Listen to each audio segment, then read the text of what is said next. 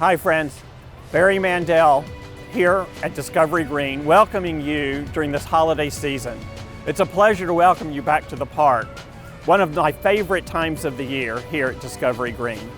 So much is happening. That's why it brings us a special pleasure to be able to bring our Mosaic of Light public art installation to you during this holiday season. To me, it seems so fitting that Mosaic of Light will be here in Houston. It says so much about this community that we live in.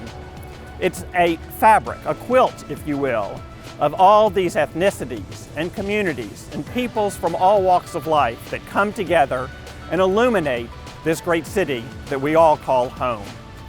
The park is active right now with activities for kids of all ages. Our Mosaic of Light, our Green Mountain Energy ice rink, all ready for you to come and enjoy the holidays with us. Light is something that we all need right now.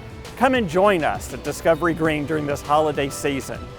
If you're able to help us financially, we'd love for you to do that. Whether you can or whether you can't, we hope that at some point during this winter season, we're able to see you and yours here at Discovery Green.